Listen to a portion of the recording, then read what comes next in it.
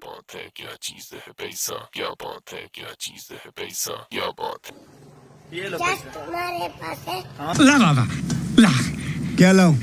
तूने बोला ना 5 करोड़ देगा। What are you gonna do with that? Shopping.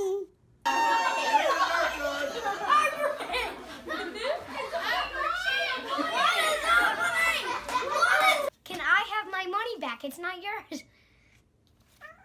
Okay.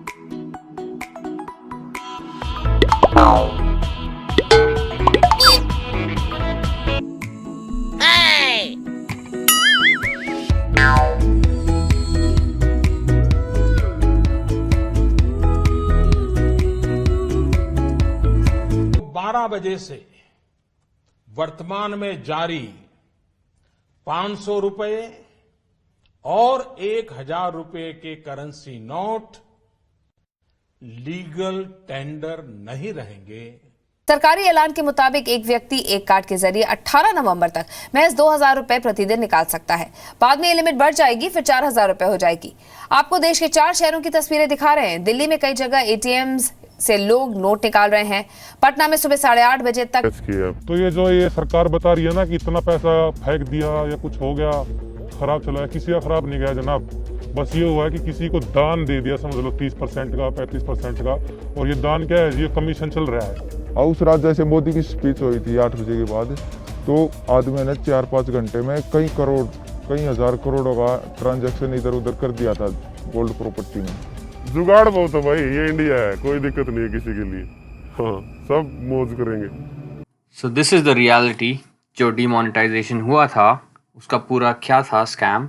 And this is how government manipulate people. And सिर्फ और सिर्फ पुअर लोग हैं जो पिसते हैं इस सब चीज़ों में, क्योंकि the one who is rich get away with that, as you can see. तो इसलिए it is very important to understand economics and how the world works and what is your money. तो आज तक हमें सिखाया जाता है कि स्कूल जाओ, पढ़ाई करो, कॉलेज जाओ, डिग्री लो, जॉब करो, work hard, get a salary, get a paycheck at the end of every month, and that's how we live in today's world. But कोई नहीं बताता कि what is money? Money क्या है? Everybody is running after this, but what is money? तो आज हम बात करेंगे इस टॉपिक पे, what is money? अब ये फियाट मनी क्या चीज़ है भाई? फियाट मनी कोई भी लीगल पेपर नोट है जो भी आपकी कंट्री में आपकी गवर्नमेंट प्रिंट करती है, जिसको आप लीगली यूज़ कर सकते हो किसी भी ट्रांजैक्शन के लिए, कुछ भी खरीदने बेचने के लिए, उसे फियाट मनी कहा जाता है। इसके अलावा एक चीज़ होती है reserve currency of the world, उस पर बात करते हैं। तो आगे बढ़ने से पहले बताना चाहूँगा कि इस समय इंडिया की रिजर्व करेंसी है US डॉलर्स, जो कि पूरी दुनिया की है। तो समझाता हूँ कैसे। चेक कीजिए। India's total foreign exchange reserve stands at around $500 billion on 12 जून 2020। तो हर कंट्री की करेंसी किसी ना किसी चीज़ के ऊपर बेस्ड होती है। तो इस समय इंडियन रुपीस अमेरिकन डॉलर्स के ऊपर बेस्ड है। तो देखते हैं फॉरेन एक्सचेंज क्या कहती है और आज का क्या रेट चल रहा है। $1 is approximately 75 Indian rupees। तो ये तो करेंसी एक्सचेंज हो गई। अब बात करते हैं वर्ल्ड रिजर्व करेंसी पे। तो वर्ल्ड रिजर्व करेंसी होती है जिसमें पूरी दुनिया में अभी ट्रेड चल रहा होता है। तो इसकी थोड़ी हिस्ट्री जानिए। 1400 में पोर्चुगीज करेंसी थी वर्ल्ड करेंसी, उसके बाद Spanish, then Dutch, then French, then British.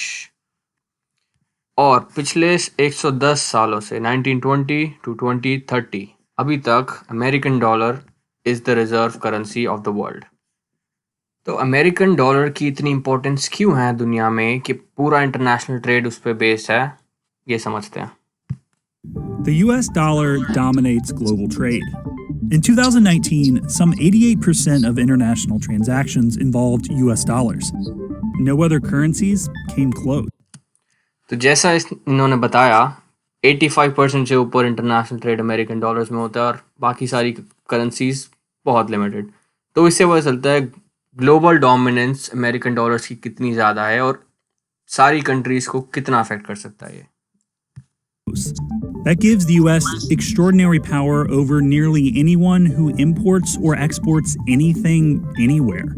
Commodities like oil, gold, and coffee are all priced in dollars. तो देखा आपने जितनी भी कमोडिटीज़ हैं, गोल्ड, ऑयल, कॉफ़ी, जो इंटरनेशनली बहुत सारी कंट्रीज एक दूसरे से खरीदती हैं, वो सब डॉलर्स में ट्रांजैक्शन की जाती है उसकी। अब डॉलर की इतनी अहमियत क्यों है, उसके पीछे एक हिस्ट्री है, ज़रा देखिए इसे। In 1944, a conference of 44 nations agreed to peg their currencies to the US dollar, while the dollar itself was pegged to gold.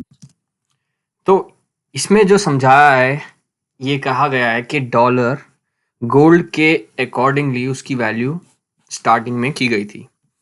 अब वर्ल्ड वॉर 2 के बाद सारी इकोनॉमीज ख़त्म हो चुकी थी दुनिया की, सिर्फ अमेरिका था जो ज़्यादा इफेक्ट नहीं हुआ था। तो जितना भी ट्रेड था सब अमेरिकन डॉलर में होना स्टार्ट हो गया, क्योंकि उनकी इकोनॉमी स्ट्रांग थी। बाकी कंट्रीज़ को उन्होंने इन्फ्लुएंस किया। अब बाकी कंट्रीज़ क्या करती थी, वो अपना गोल्ड ले जाके अमेरिका को देती थी और अमेरिका उनको यूएस डॉलर देता था उसके अकॉर्डिंगली। तो इस तरह अमेरिकन डॉलर की वैल्यू बढ़ती गई और सारी दुनिया उसको इंटरनेशनल ट्रेड के लिए यूज़ करने लग गई और अमेरिका वर्ल्ड बैंक की तरह बन गया कि वो लोग जाके अपना गोल्ड रखते हैं, यूएस डॉलर लेते हैं और ट्रेडिंग स्टार्ट करते हैं। अब जानिए कि गोल्ड स्टैंडर्ड क्या था। तो इसकी हिस्ट्री ये है कि अमेरिका के प्रेसिडेंट फ्रैंकलिन रूजवेल्ट ने 1934 में गोल्ड का स्टैंडर्ड सेट किया था $35 पर आउंस। तो इसका मतलब अगर कोई भी उन्हें 1 आउंस गोल्ड का ला के देगा, उसे $35 दिए जाएंगे, उसे कन्वर्ट कर सकता है। तो इस तरह कंट्रीज़ ने अपना गोल्ड दिया और इंटरनेशनल ट्रेड स्टार्ट करा। अब 1934 के बाद 1971 में क्या हुआ, इससे बहुत बड़ा फ़र्क पड़ा। देखिए, As global trade grew, so did the use of the dollar to conduct the world's business. Even after the United States abandoned the gold standard in 1971, तो इन्होंने अभी कहा कि 1971 में अमेरिका ने गोल्ड स्टैंडर्ड कैंसिल कर दिया। इसका क्या मतलब? एंड ऑफ गोल्ड स्टैंडर्ड मतलब 1971 में प्रेसिडेंट निक्सन ने गोल्ड स्टैंडर्ड कैंसिल कर दिया। तो इसका मतलब ये था कि 1 आउंस जो $35 का था, अब आप गवर्नमेंट के पास वापस जाके $35 देकर गोल्ड वापस नहीं ले सकते। ये सुनिए निक्सन की speech. I have directed Secretary Connally to suspend temporarily the convertibility of the dollar into gold or other reserve assets, except in amounts and conditions determined to be in the interest of monetary stability and in the best interest of the United States. अब ये इनका temporary ban permanent ban में convert हो गया। ऐसा क्यों? क्योंकि बहुत सारी रिसेशंस और कोल्ड वॉर होने के चक्कर में अमेरिका को बहुत बार यूएस डॉलर्स प्रिंट करने थे और गोल्ड स्टैंडर्ड होने की वजह से बहुत सारी प्रॉब्लम्स आती थी, तो इसलिए उन्होंने कैंसिल कर दिया। अब क्योंकि गोल्ड स्टैंडर्ड कैंसिल हो चुका था, तो बहुत सारी कंट्रीज़ ने अपनी फियाट मनी प्रिंट करनी स्टार्ट कर दी, जिस वजह से इन्फ्लेशन धीरे धीरे बढ़ने लगी। अब क्योंकि अमेरिकन डॉलर पे फेडरल रिजर्व का कंट्रोल है और गोल्ड की कोई लिमिट नहीं रही, तो इसी वजह से जो हमारा स्टार्टिंग टॉपिक था कि अमेरिका इतने डॉलर्स प्रिंट कर रहा है, जिस वजह से फ्यूचर में बहुत ज़्यादा इन्फ्लेशन होने वाली है इंडिया में, हर कंट्रीज़ में, तो पूरा बैंकिंग सिस्टम और आपका ट्रांजैक्शंस चेंज हो सकता है डिजिटली। बहुत सारी कंपनीज काम कर रही हैं उस पर, तो आगे बताएंगे आपको। और जिस हिसाब से कंट्री में अनएम्प्लॉयमेंट चल रही है, कोरोना वायरस फैल रहा है और गवर्नमेंट पैसा प्रिंट करे जा रही है, तो बहुत सारे सवाल उठते हैं कि आगे क्या होगा। तो आप लोगों को अपडेट करता रहूँगा और आगे देखते रहिए। लोगों को शेयर कीजिए अगर पसंद आए तो।